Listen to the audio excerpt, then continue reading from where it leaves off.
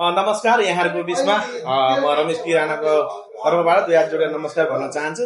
आज तपाईँहरूको माझमा एकदमै राम्रो भन्नाले पनि अनि एकजना बुवासँग वृद्ध बुवासँग म भेट भएको छ। बुवा नमस्कार। सन्चै हुनुहुन्छ बुवा? आज बुवासँग म के कुराहरू गरिन्छ? राम्रो कुरा गर्नुहोस्। तपाईँको घर चाहिँ कहाँ पर्यो? सर्लाही जिल्ला। सर्लाही जिल्ला। अहिले यहाँ कहाँ बस्नुहुन्छ? यहाँ यही तराबर्कला गर्ने। ए भण्डारा होइन त? यही पछाडि हो। यही पछाडि। अनि तपाईँको जीवन कथाहरू यसो सुनाउनु, तपाईँको पुराना विद्याका फलहरू, तपाईँको पुराना कुराहरू यसो भनिदिनुहोस् न, सुनाइदिनुहोस् न मलाई। पुरानो कुरा के भन्नु?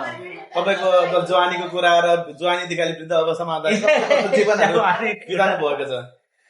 त्यो त तिम्रो जस्तो छोराहरू हुर्कायो, पढायो, त्यो ठिक छ, विदेश पठायो, कहाँ कहाँ गयो, अहिले घरमै छ, त्यो गरेर खाइरहेछ, काम गरेर खाइरहेछ, अरू केही छैन मेरो। अनि तपाईँको अहिले यहाँ भण्डारामा बस्नुहुन्छ, तपाईँको घर सर्लाही जिल्ला, अनि यहाँ तपाईँले यहाँ बस्नुहुन्छ भण्डारामा, घरै हो तपाईँको? यहाँ घर हो, भाडामा हो?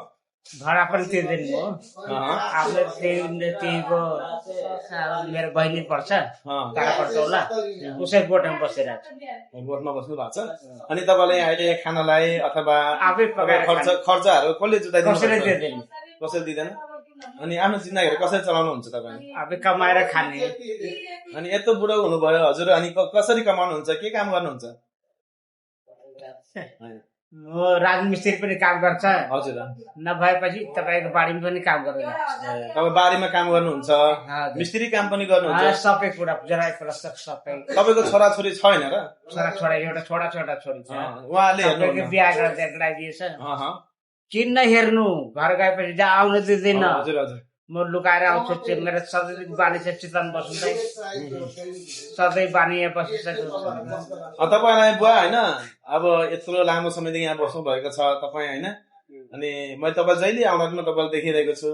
तपाईँलाई अवस्थाहरू कस्तो, गाह्रो अवस्था अथवा सुख अवस्था कस्तो छ? राम्रो छ, राम्रो छ। अनि तपाईँलाई अहिले बिहान बेलुका छाक जान गाह्रो भएको छैन? छैन। ठिकै। अलिकति मलाई नि गाह्रो भइरहेको छ बोल्नलाई, अनि गाइजहरू। अनि बुवासँग अझै पनि हामी इन्टरभ्यू लिँदै नै छौँ, अनि बुवासँग अहिले हामीले बोली चाली गरिरहेकै छौँ होइन। तपाईँलाई म थोरै भोजपुरीमा मलाई बोल्नु मन लाग्छ होइन, भोजपुरी आउँछ त? भोजपुरी मैले बिर्सिसकेको पहिले। अरे काका राम राम। राम्रो।